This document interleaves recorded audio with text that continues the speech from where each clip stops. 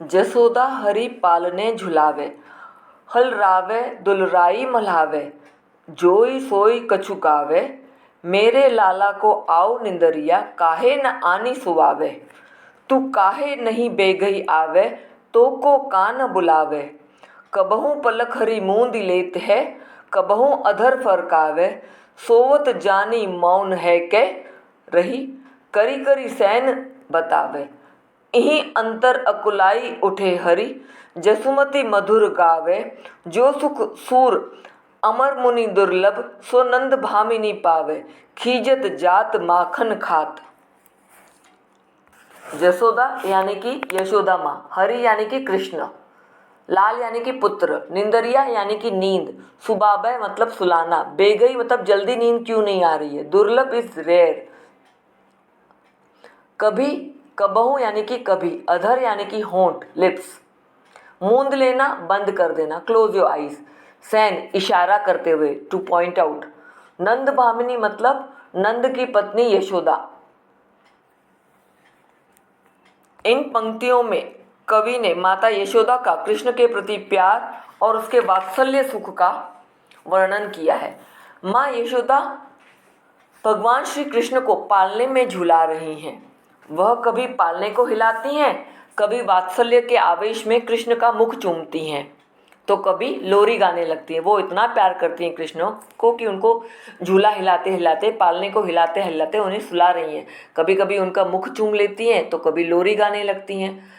बालक को सुलाने के लिए थोड़ा बहुत जो भी मुंह में आता है वो गाना गुनगुना रही है, मतलब लोरी गाकर उसे सुलाने की कोशिश कर रही है। गाते गाते वह कहती हैं कि अरे नींद, तू आकर मेरे लाल को सुलाती क्यों नहीं, भला तू इतनी देर क्यों लगा रही है, देख मेरा कन्हैया तुझे बुला रहा है। माँ के इस प्रकार गाने और नींद को बुलाने पर कृष्ण कभी अपनी पलकों को, आँखों को बंद कर लेते हैं और कभी होंठ फड़फड़ाने कर लगते हैं। कृष्ण को सोया हुआ देखकर यशोदा स्वयं तो मौन हो जाती है, चुप हो जाती है और दूसरों को इशारा करती है कि कोई भी आवाज़ ना करे, अभी अभी मेरा कृष्ण, मेरा लाल सोया है।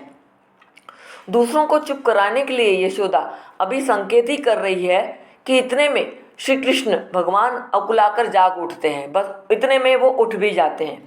कृष्ण को इस प्रकार जागा हुआ देखकर माँ यशोदा फिर मधुर स्वर में लोरी गाने लगती हैं, उसे सुलाने की फिर से कोशिश करती हैं। सूरदास जी कहते हैं कि इस प्रकार माँ यशोदा जिस वात्सल्य सुख का रोज रोज रसपान करती है, मतलब किस प्रकार रोज वो इस प्रकार अपने कृष्ण को सुलाने की कोशिश करती है, ऐसा सुख जो उसे मिल रहा है वैसा सुख तो देवताओं, देवी, ऋषि मुनियों को भी हासिल नहीं है, उनके लिए भी यह दुर्लभ है, रेयर है। तो इतना सुख, इतना वात्सल्य माँ यशोदा को मिल रहा है कृष्ण को प्यार करने में और कृष्ण को सुलाने में। अरुण लोचन बहुएं टेढ़ी, बार बार जमहात, कबहू रुनझुन चलत घुटरुन, धूर धूसर गात, कबहू झुक के अलख खींचत नैन जल भर लात, कबहू तुतरे बोल बोलत, कबहू बोलत तात, सुर हरि की निरखी शोभा, निमिक तजत न मात। अरुण लोचन मतलब लाल आंखें, जमात यानी कि यौन करना, जमाई लेना, तात यानी कि पिता, नंद बाबा के लिए कहा गया है।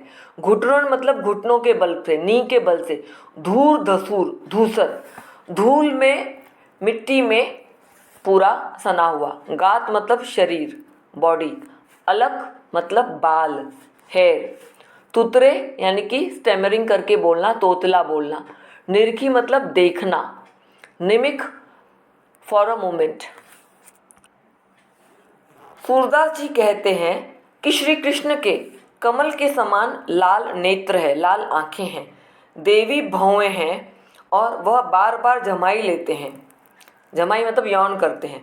कभी वह घुंघरुओं की आवाज़ करते हुए घुटनों के बल चलते हैं, जिस कारण उनका सारा शरीर धूल से भर जाता है। घुटनों के बल चलते हैं तो पूरा मिट्टी में चल रहे हैं, तो पूरी जो बॉडी है उसमें मिट्टी लग जाती है। कभी वह झुककर माता के बाल खींचते हैं तो कभी झिड़कने पर आंखें आंसुओं से भर लेते हैं। अगर माँ उनको गुस्सा करती है कि बाल मत खींचो तो उन्हें रोना भी आ जाता है। कभी वह तोतला बोलते हैं तो कभी पिता पिता कहते हैं, पिताजी को बुलाते हैं, नंद को बुलाते हैं। सूरदास जी कहते हैं कि श्री कृष्ण की इस सुंदर शोभा को माता कभी भी त्यागना नहीं चाहती, माँ हमेशा ही उसे ऐसा देखना चाहती है।